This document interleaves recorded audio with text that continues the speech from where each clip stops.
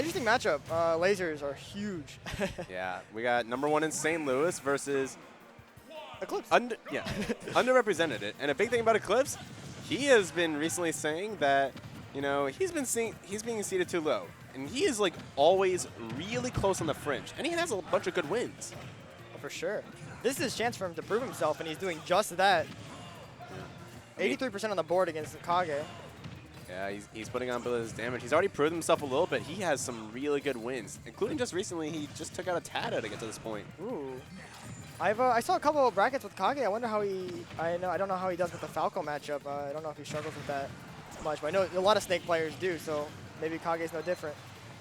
Yeah, there's a difference at a certain level of play. It becomes less about the character and it becomes more about the player itself. Oh, for sure. But that was just the character itself. That's just Snake up tilt in a nutshell. Yeah. We've seen a lot of those, the Kage. Ooh, I like that illusion. I haven't seen that. I bet that's huge in this matchup. I haven't got the chance to see it much. That is something that Eclipz really likes to do. He really likes to follow up and especially combo out of that illusion. He'll try and get an up air, try and get a bear, and then like that catch. Yeah, for sure. Snake, a character that definitely struggles landing, right? Eclipz is just going to use that illusion to force Snake into some of his worst positions. Yeah, he has the air mobility to kind of contest Snake, especially if he's doing those grenades. So your ApolloKage might want to try and go a little bit more aerial, try and go a little bit higher. Yeah, a lot of these edge guards are really key to close out stocks against Falco, but they've seen Falco in a lot of the spaces. His double jump is very nasty, very hard to deal with. It's up to Kage to see how he deals with that on edge guarding. True. And that timing on the grenade just going to kind of screw up Eclipz's up there a little bit, but so good. 63. I mean, it's obviously going to be quite hard to edgeguard with Nikita, especially with Falco having a frame 1 reflector. Yeah, it's a little tricky because, you know, Eclipz can kind of just get rid of that entire pressure. Yeah. I love how Eclipz just escapes the corner. He waits, you know, he rolls, he jumps. Good stuff on Eclipz. I'm playing it out of disadvantage. Air dodge catch from Eclipz. Kage going high. Yeah, and I kind of like that because a lot of Snakes tend to go for that. They go for the grenade, cover the ledge, and then air dodge to it. Not a lot of people cover it, and ApolloKage messed it up a little bit, but Eclipz was able to capitalize. Oh, for sure. Smashville also an interesting choice. Definitely forces these two characters that might not be prone to interact a lot more. Yeah, Smashville, especially for Snake, this is a question of battle. King of the Hill. Ooh! Even I forgot that was there. Snake reminding us, ApolloKage reminding us what was there. Yeah. There's so much stuff on my screen. I just completely missed it.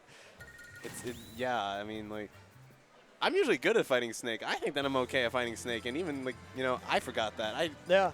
I played against Kage, and he's so good at just quickly kind of stuffing it under a platform or, you know, just very, you know, quietly and discreetly hiding those. You can kind of just, like, you know, get away with that, you know, especially, like, as the Snakes start to get, like, higher in terms of skill, and you see higher Snakes, you start to see they're a little bit more aware of these of the grenade timings. A lot of lower level Snakes, they just kind of like chuck the grenades to kind of just get rid of them. He's using his grenades very intentionally, and especially holding the grenades very intentionally to try and see whether he wants to set something up, whether he wants to throw it immediately at you. Oh, for sure. Grenades can be a really good tool to, you know, just keep a hitbox in front of you while you're approaching, or you can use it as a way to keep opponents from getting closer to you. You're so versatile. And a nice grenade into the nair. Kage F smash. Oh. The grenade is going to interrupt Eclipz's move pressure, though. Yeah, really comfortable holding a grenade and shield. Just allows you to throw a hitbox out without the normal delay that you normally would experience. It's just such a tough state to really be in. It's kind of similar to, you know, Diddy and shield, Pac-Man and shield. Yeah, that was heavy air quotes on the sour spot of up tilt. Yes, that was the worst hitbox. It's a sweet spot and a sweeter spot. Yeah, oh, look at that. Some interesting neutral. And there we go, seeing that bear out of the illusion again. AK looking to end it all actually with that fair. Yeah.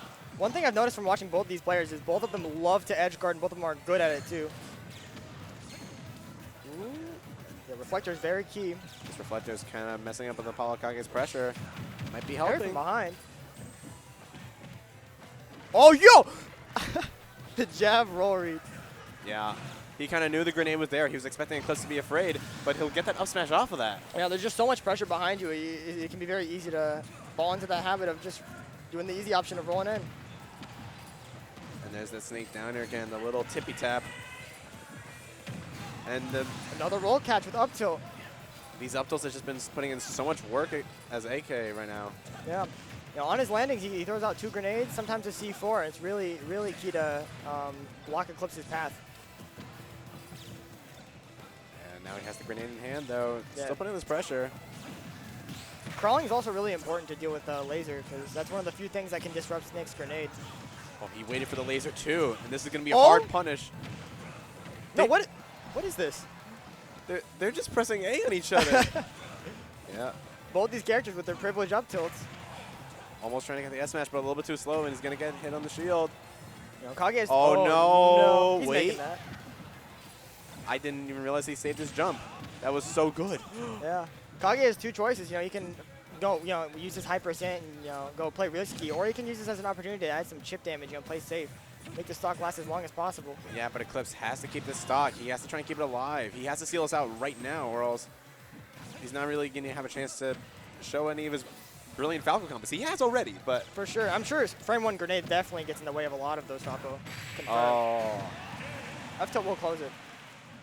You never really expect that. You never really expect them to just, you know, stand up immediately from a prone position. Yeah. Think about the core you got to have to, you know, get that. Like, if you've done burpees in the past, like, those are hard. Yeah. Right? Yeah. Like, he stood up and immediately got his hands over his head. That He's fast with that, we'll say. He's an elite soldier. I'm kind of expecting that from him, but even then I could be impressed. Yeah. See. It's really good, but it's a question of like whether Eclipz, you know, he can sometimes get in his own head a little bit. And if we were to see someone else, Eclipz does have a Bowser Jr. He does?